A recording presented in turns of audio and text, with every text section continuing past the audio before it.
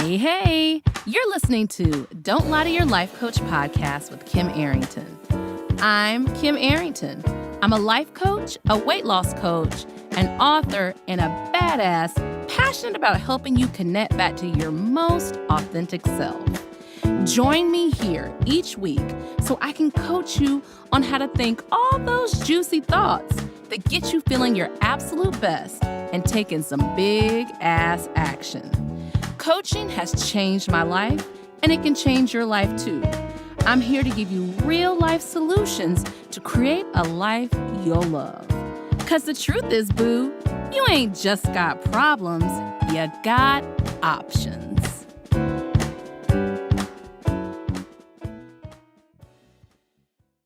Hey, y'all. Hello.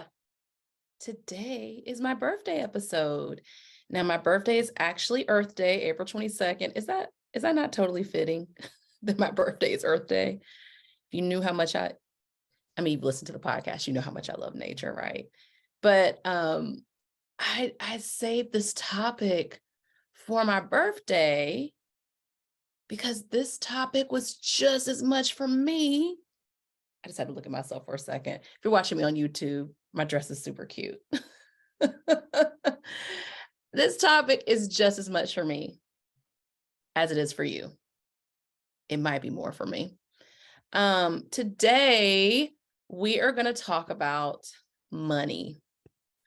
And sometimes I'm a punk ass and I hold on to a topic because sometimes I think it's too big, or I think I don't really know what I want to say about it. And you all always know I'm always coming from a lens of social justice and of communities who have not had all the opportunities that other communities have. And so it does make me think about things more, and money is one of those things.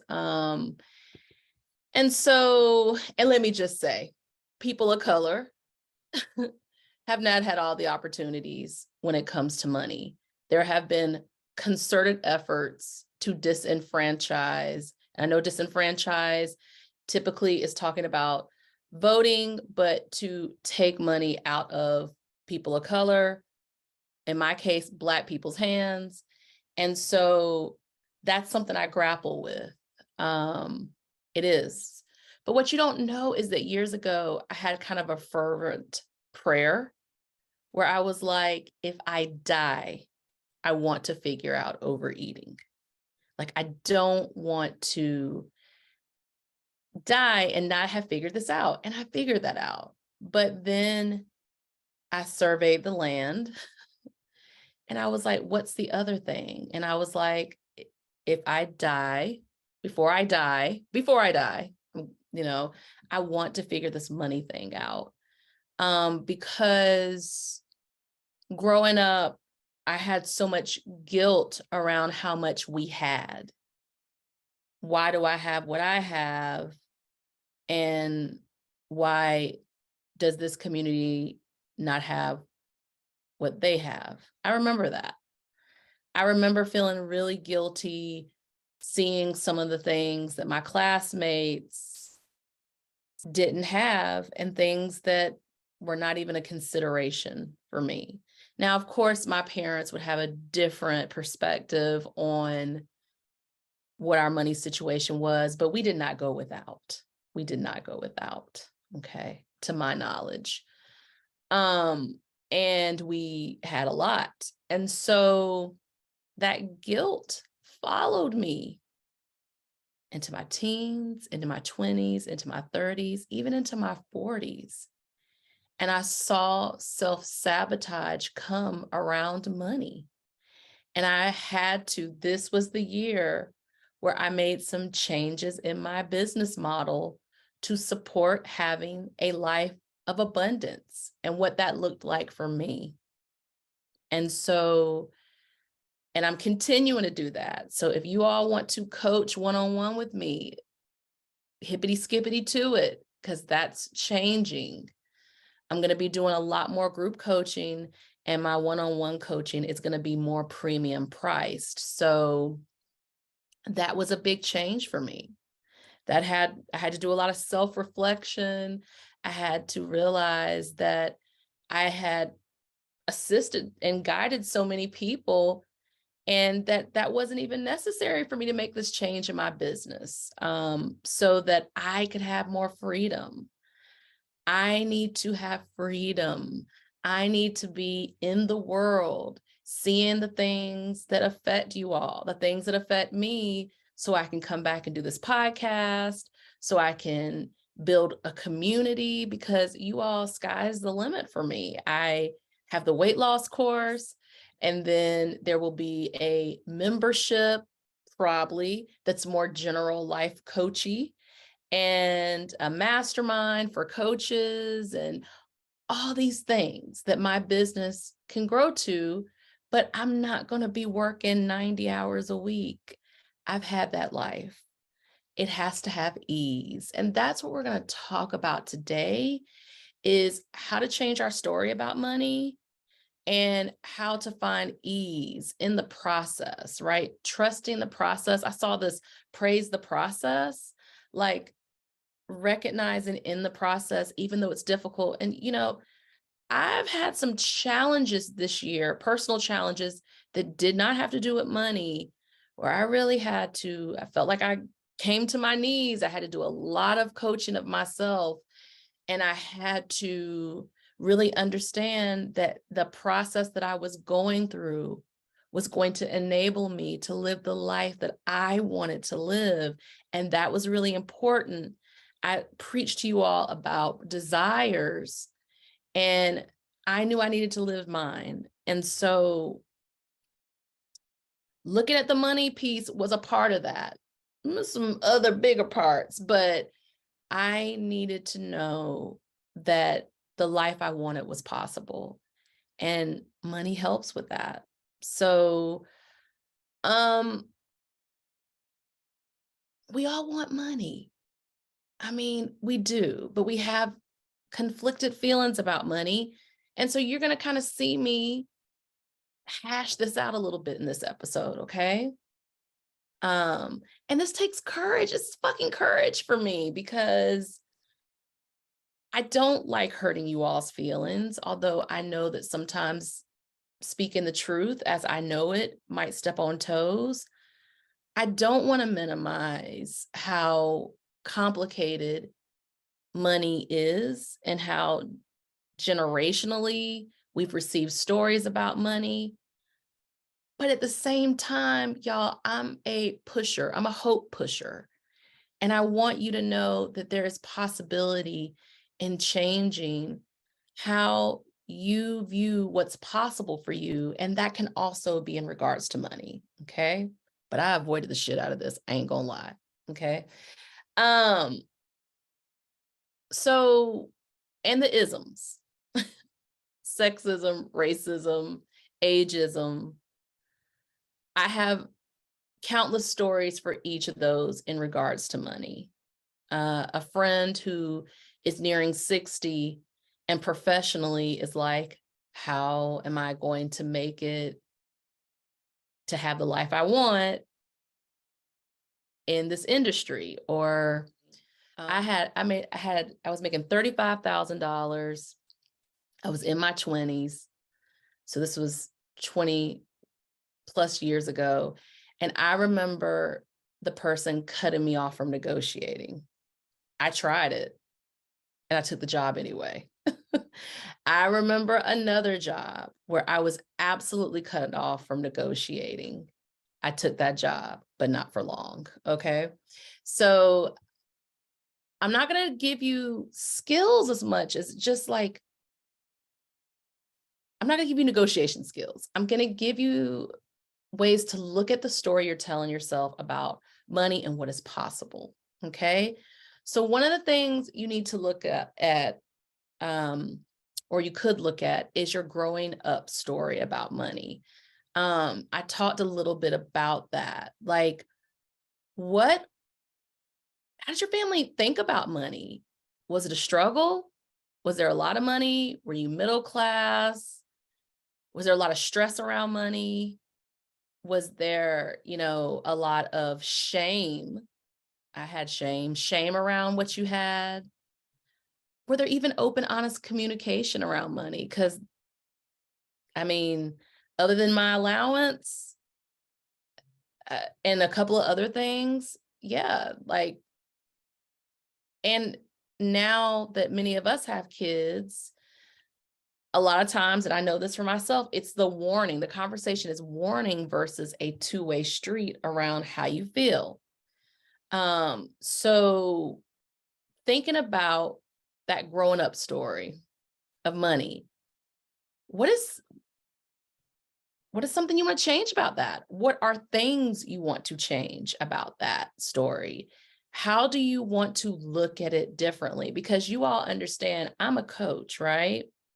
And part of what I teach you all is that you have the power to change and you have the power of choice. And I was just talking to someone and I was like, people don't realize they have a choice. You do. You do. Okay. So, two things.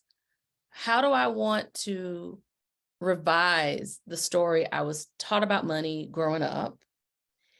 And where are there some choices that I'm not seeing? Because I know that so many of us feel despair when we feel like we don't have choices. We feel oppressed when we don't feel like we have choices. Okay. I like this idea of like not just the stories we're telling ourselves now, but what's the current story you're telling yourself about money? A story that ain't serving you can follow you all the way home. Okay. How are you viewing money now? That's why I said this episode is less about, a lot of podcast episodes, I give you actionable things.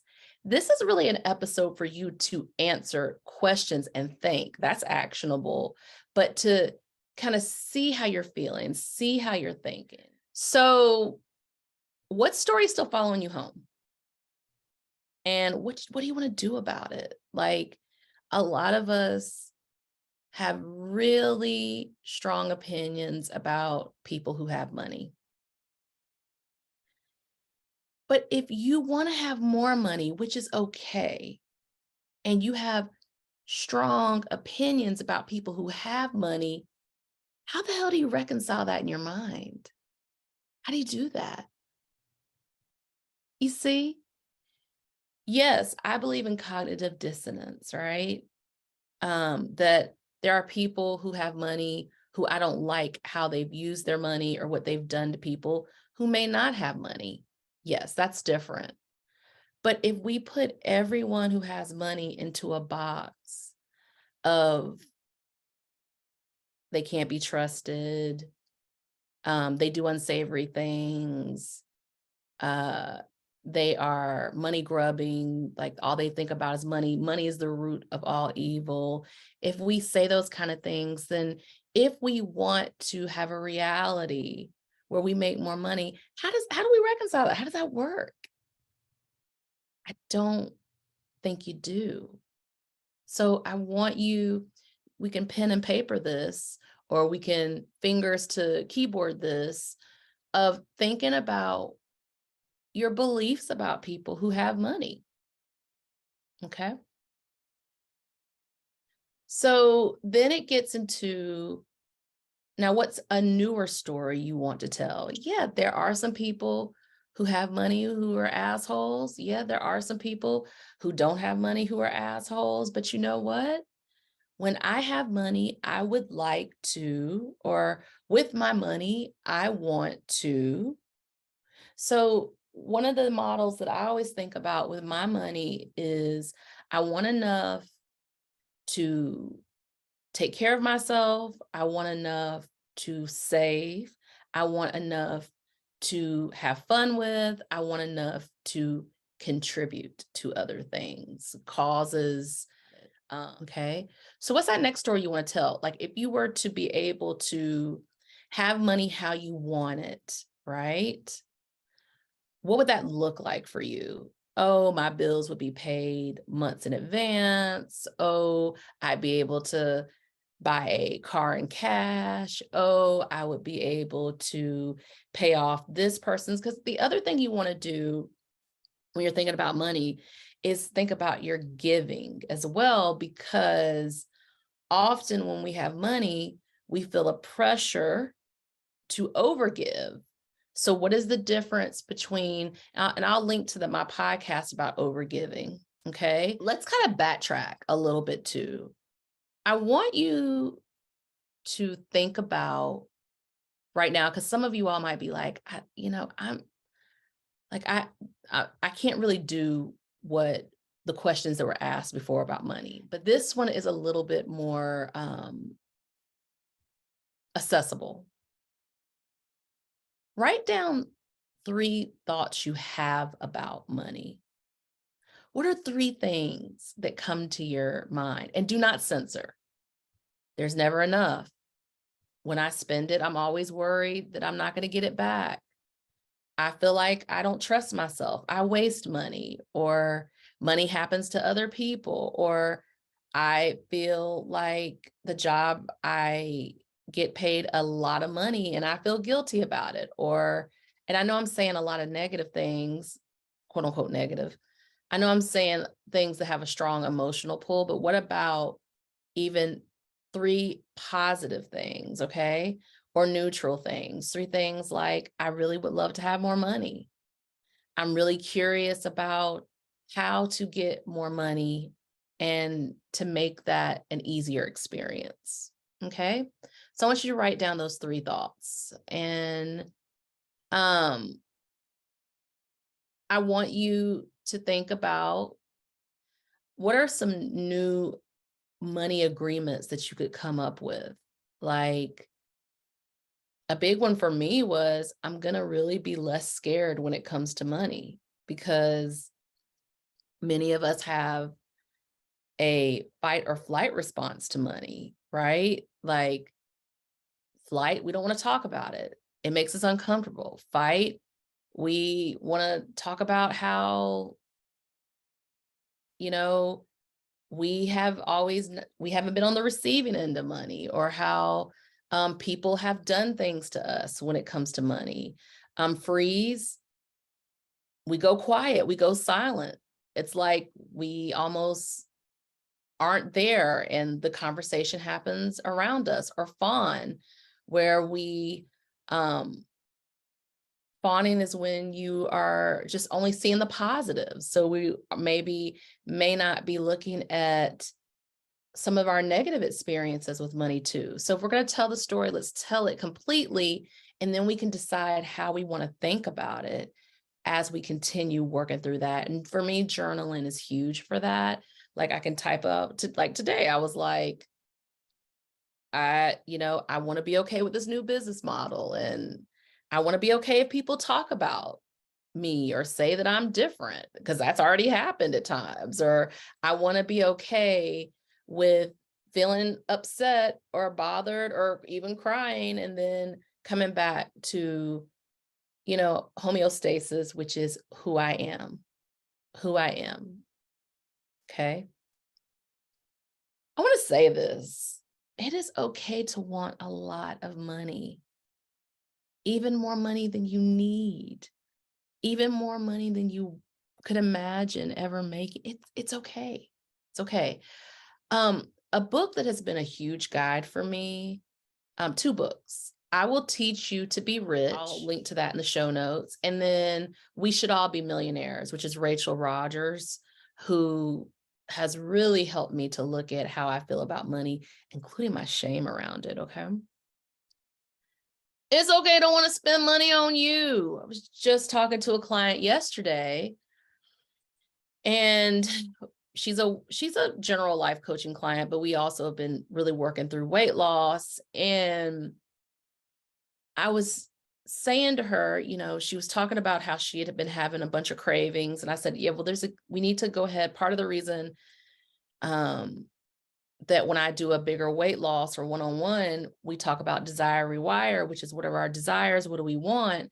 And she was talking about going to a resort in Mexico, but then she was like, they have the same resort in Tahiti.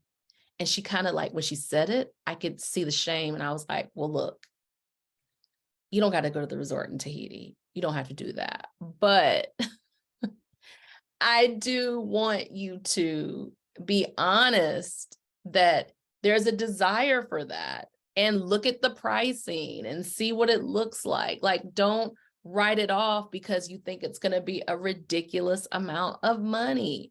It is okay to spend money on you. Obviously, y'all, there are money coaches. I need to think about the book. I will put it in the show notes. She's African-American woman. Her name is not coming to me, but she has a ton of books on money. Oh gosh, I can't remember, but I'm gonna link her. If you go to the YouTube or any of the podcast show notes, you'll be able to see the name of the books. I'll put she's written a couple of books, and I hate it because she is like the quintessential money person. Okay. I can't think of her name. But yeah, it's okay to spend money on you. It's also okay to get a plan about money. I will say the one thing I like about Rachel Rogers' book is I am a permitter. There are restrictors and there are permitters.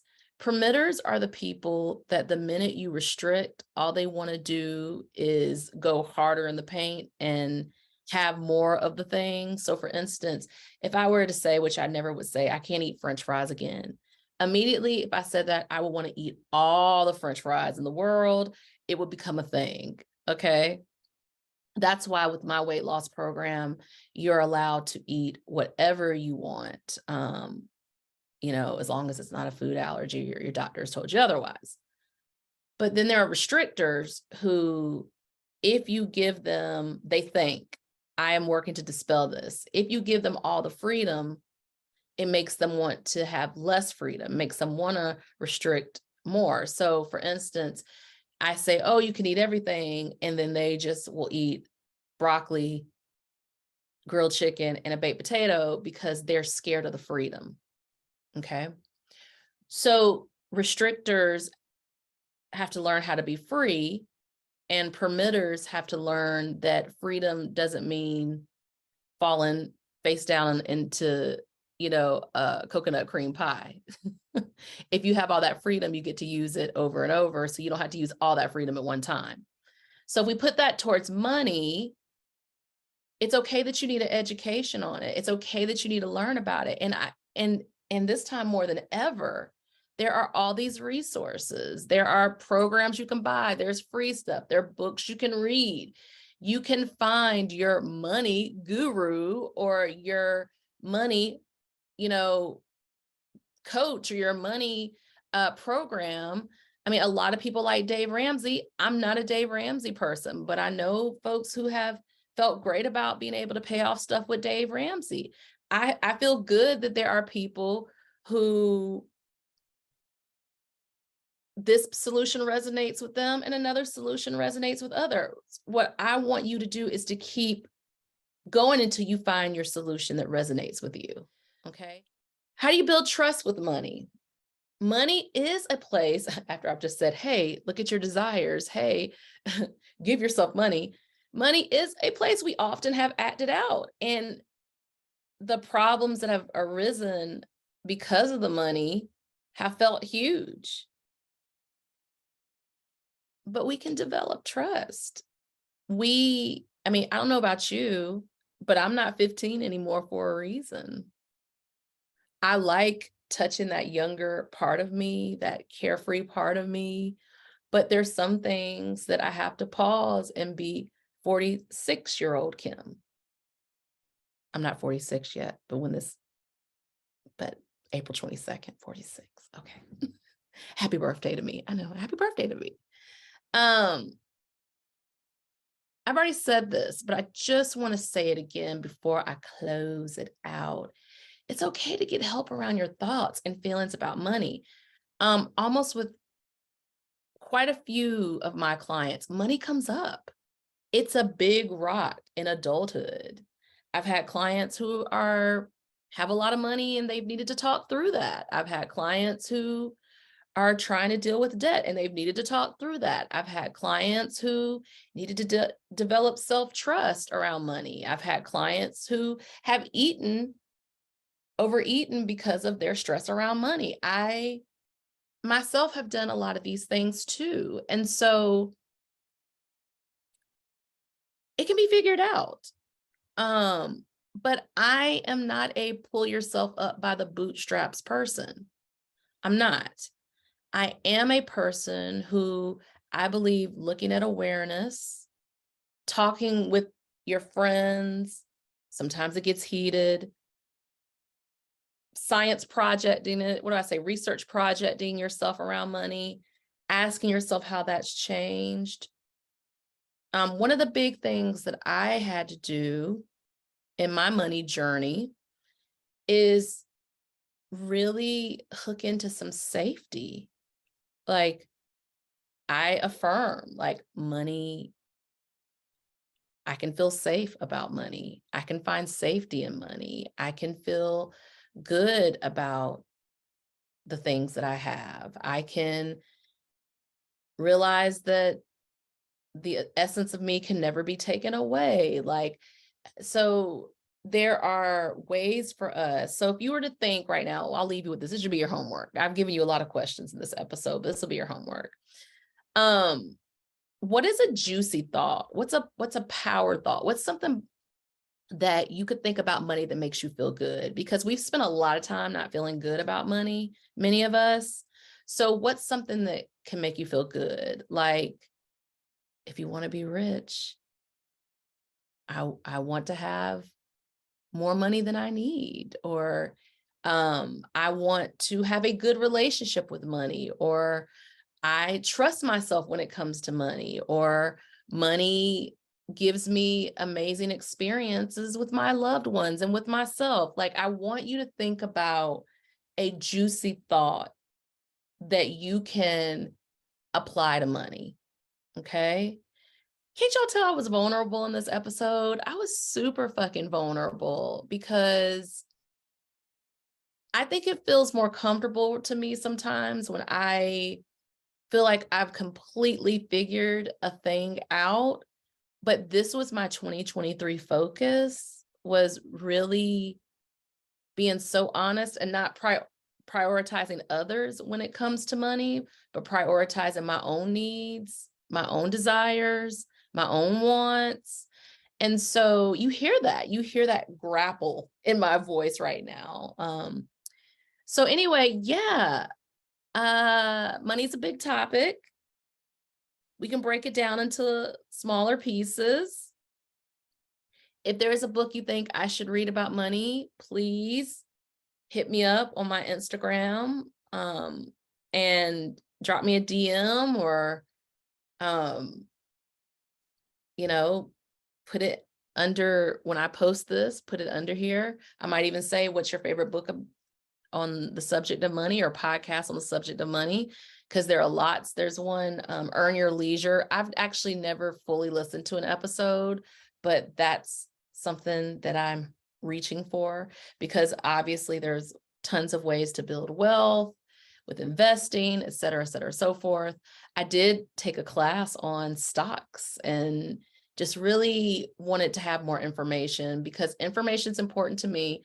However, intellectualizing something completely and not looking at the feelings around it, that's something I probably should have said, was feel your feelings around money and then decide what it is you want to do with that. Okay. Thanks, y'all. Yeah, this is a little ooey gooey for me, but that's good. All right. Have a good one. I'm going to have a good birthday. I will see y'all next week. Are you feeling what you just heard? Good. Repeat after me. You don't have to figure it out on your own again anymore. I'm here to help. Head over to kimarrington.com and download my free video series dedicated to getting you feeling your best right now. Look around, there's some good stuff waiting on you. Got questions? Well, we're always talking on the socials, So find me on YouTube, Insta, and the book. Don't be shy, y'all. Go listen to another episode or join me here the same time next week. Finally, don't keep good shit to yourself. Share this with a homie that could use some help too. Remember, we're not lying to ourselves anymore. We're not lying to our doctors. And you damn sure don't lie to your life coach.